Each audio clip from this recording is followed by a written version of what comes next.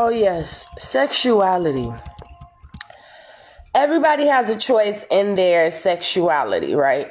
And so when you met me, I was dating men. Stop trying to change my sexuality to be gay. I don't want to see your commercials. You can't do that. Like I've been saying this for months and ignoring you for months. Stop. You messing up my name and reputation, and it's just, when you met me, I was already dating men. Leave it at that. When people meet you, you dating women and you gay. Stop it. Y'all throw up, you make the icky face, and you're a woman and you're supposed to be with a man. So my point is, because I don't want to be with a woman, don't stalk and harass me. Like, I shouldn't be seeing advertisement from you. None of that stuff. I shouldn't have to go in prayer, your name being called out for certain stuff. And I've been saying this for months. I should never have gotten to the point to where I wanted to pray for death, because you won't stop harassing and aggravating me, telling myself I love you. That doesn't make sense to me, because you respect the people you love. You don't mistreat them. I'm still dating men. I'm not going to change. Okay. That's part one. The other part is, oh God. God keep talking to the same group of family members, and y'all just waking up doing the same thing, and then y'all going to somebody else expecting God to say something different. And when I say somebody else, I mean a good prophet, another pastor who's actually obedient and hearing what God is saying concerning you and obeying him. Anytime you got to go to somebody different talking about you want something different to happen, but when you go to the Lord, it's not, that means that they're not listening to him. So my point is, everything that's being done is not supposed to or is illegal spiritual activity.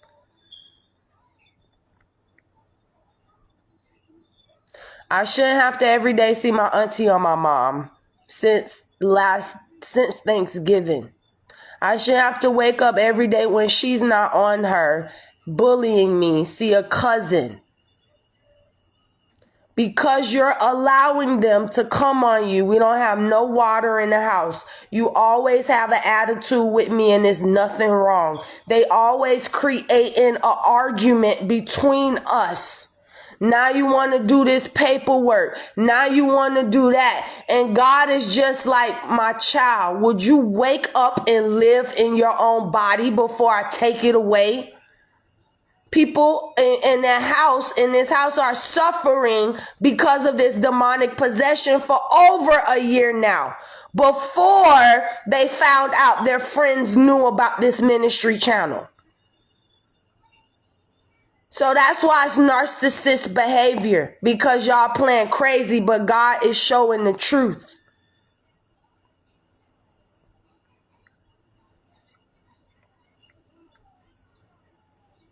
If God telling me I'm obedient and I'm faithful, why we don't have water in this house? Why every other day I gotta see if I'm gonna eat? Why do I have to go outside the house instead of my husband physically providing when my parents don't? And this is the man that wants to marry me. But all I'm getting is, we coming. That's not helping me in this house. I keep saying that. I keep asking that. I'm being very polite. But then when I leave, because of this dire situation, which I feel any woman is stupid to stay in, which is why I keep leaving and then hearing I gotta go back. But the next time a pastor tell me, like God already said, it ain't no going back. You can't be with somebody, you can't send them no water, you can't send them no food. You gotta do spiritual stuff, but you physically can't be there. You're not ready to be with somebody, yet alone have a family. Stop telling me to come back to you and you not sending me nothing. That's for the old people. Oh, come back to me. Come for what? You doing the same thing this one did. Want me to come back and still not making a change. You want to help? Physically send cases of water. Okay, since you know where I stay at. You want to help? Send a few dollars in the envelope in the mailbox so I can make sure we straight. You want to help? Send a few more dollars so I can put the fuck up out of this house in a safe apartment like God keeps saying do. You help in a way the person or God is showing you how to help somebody. You don't help them the way you want to help them and say you help them. That's false. You never did it. He keeps saying that. If you're not helping in that specific area where they're asking for help or where it's needed, you never helped them, but you did what you thought you could do. And that's good, but you never helped me. You understand? And so whether it's a pastor, demonic possession is demonic possession. It's spiritually taking over somebody's body so a situation or an environment can be flipped to the way you want it to be. It ain't God. And so every day you got different people doing this shit to me through my mom. And then nobody doing nothing about that, but everybody want to come down on me for protecting myself. For sending back negative energies, curses, environment pests. I went into the restaurant. My uncle looked at me like I never looked at. Like I had to come home and say, what happened? He did so much shit to me. No wonder why he pissed off. Him and his daughter and wife. Every fucking day. Now you mad at me. I mean, I got an evil eye. We barely even talk. I got a whole nasty attitude from this man. Why? It's too much illegal spiritual activity going on. Stop putting stuff that, if you giving somebody something and you put something on it, did you really give to them? You took something from them. So you're not this good person you thought you were. You never gave in the sight of God. You can't get mad when God decides to bring you punishment because he tells us not to do that stuff. You can't say, my friend been doing that for years. This one been doing that for years. And God keeps saying, I don't care what nobody else is doing. You know right from wrong.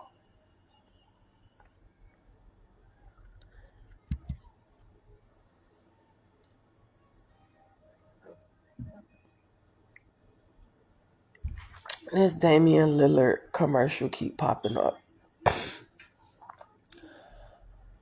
Back to this demonic possession. But before I get back to that, let me go back to these dating options. This is the fuck I'm talking about. Did anybody send me help? That's who I'm fucking marry. Real help to get the fuck up out of here. Don't tell me to come back when I was with you or when I had left my love for 3 months. Nobody fucking showed up. Nobody sent something. It was maybe a little something spiritually. It was maybe some eyes watching me from y'all little friends and stuff. I saw that. Didn't say much about it because I'm hoping y'all pull up. You don't send no cash. You see I need help like that? Don't ask me to come see you, come marry you. Don't ask me to give you no option. You're not qualified to be with me. And that's what I've been saying without saying that.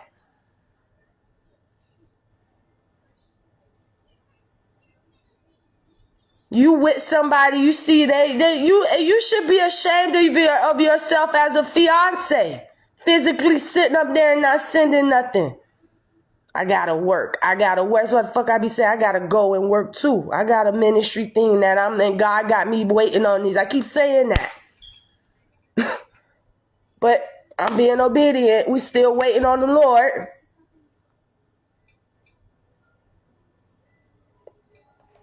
Don't ask me to come to you and you don't physically send me no check. Don't come and introduce yourself and say, hi, I've been watching you. I feel like we've been connecting something because I'm not crazy. I'm talking to different people. I know what time it is. So with this situation, that's the problem. Y'all too scared. Y'all feel like I'm going to be like, what? No, I'm in ministry. I'm a pastor. We go through and see stuff that the natural eye can't see or go through. So God will do certain stuff for us and it'll just make sense to us and it won't make sense to the world. And that's because that God didn't call them to do this thing. And so he's not showing them everything. Don't ask for me to come to you and you ain't even got no water in the house every other day. This one doing demonic possession through the parents. I need physical help, like I've been saying for a year now. It's a 911 dire situation. Every time she say it's not and try to put a little food in the house, we back to this situation. That's why it's a 911. It's going to be a negative cycle till we get out, like he been saying, and get this apartment. Like the man came up to me when I was going to BFOMI. I went to a check cashing store. I got a check in the mail miraculously for some settlement from Coca-Cola at that time. When I went to apply for a job, they didn't do it. And so it was like a big settlement for discrimination thing. So I got something from that. And this man came and he said, you're going to get that money and you got to go get the apartment. But you see, you false prophet, you keep stopping stuff. Delaying stuff. You see the hand of God. You hear the Lord talking, and then you want to go have crusade. Do you want to go say, oh, but God says save soul? Save your soul first by being obedient.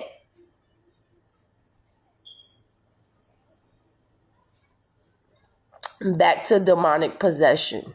And so now God told you, he said, I told her to give you the money. She said no. And then she go through your mom, her or Samuel, or whoever to do demonic possession. My mom tells me no for stuff for no reason. Nothing don't be wrong. And if it's not nothing wrong, she arguing with me over nothing. She'll just come in the house. Why this over here? She'll start nagging, provoking me to wrath, just mentally attacking me in ways and areas that she know I don't like. And so it causes arguments, and then all of a sudden I'm not paying for nothing. You just argue with me. You just did that. That's what God see. And so when he says you got to reap what you sow, you shouldn't be having water. You shouldn't have no food. You should be feeling crazy and like you want to go into a psych house. You should have all these subliminal attacks throughout your day. People should be manifesting your boyfriend, trying to have spiritual sex with him all day, putting spell work on you and curses. God means everything that you do to somebody, you should be enduring it too. And don't worry, if you're not, it's coming. Because you won't stop and repent. And so the truth of the matter is, everything you do through somebody else as a spirit attachment is illegal spiritual activity. You got to reap that. That same meanness, them same sporadic arguments. Now you having a bad day or a toxic house. Financial blockages and holds. And now that we spoke to the family, he wants to speak to the body, to the mom. You're the mom. And so God says your first loyalty is in your marriage because you're still married. He see that you got a boyfriend, but you're still married because you stopped it. When you had the chance to go, you didn't want to go because Kenethia had access to her dad providing for her still. And so you stayed back to make sure there was no provision coming to me. You got to go through that. No provision, no boyfriend, no mama, no daddy, nobody. No auntie, no cousin, because they was going through you during the argument to make sure you don't give me something. They got to go through that. Demonic possession is, a lot of people think they get away with what they do, Wanda. A lot of people think they get away with doing demonic possession. But it's just a matter of time before you start complaining, saying, I can't take this. I can't go through this. It's too much. It's because of what you did to someone else. Energy stealing. When you take away somebody's energy, how can they go throughout their day and still be productive and not procrastinate, not be lazy? It's hard not to, right? Okay, God saw that. All them times you were stealing people energies. It's not their money. It's not this, but it's just their energy. That's big. They can't be productive and do what they need to do.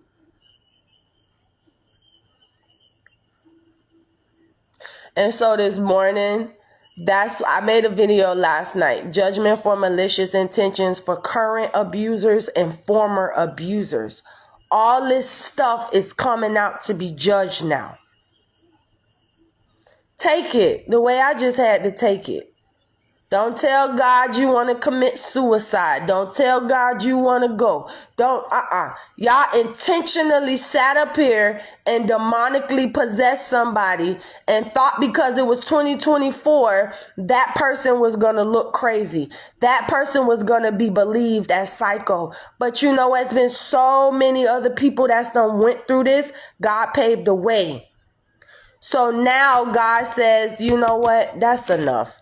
I promised you water. I told you you shouldn't have to wake up and worry every day. I gave you this man. He over here stalling. He see you need water. God is ready to burn up everybody for disobedience. And then y'all playing crazy. That's what they do to me in this house. And as a mom, you suck. And then y'all want to get on me for talking like this, but I just went through some shit with all y'all. Y'all sat up here and played crazy. So when I come around y'all, it's not on sight. I don't make threats and all of that, but I will be playing my prayers, and there's going to be an exorcism. The bathrooms are going to be filled. I'm going to make sure that it's going to be very uncomfortable around me, because the presence of God has to outshine them evil demons. When Jesus saw this man filled with legions, he cast the spirits out into the swine. The swine ran down and threw themselves into, I don't know if it was the fire or water. So my point is, y'all got to do what he say do, or you have to be punished for it.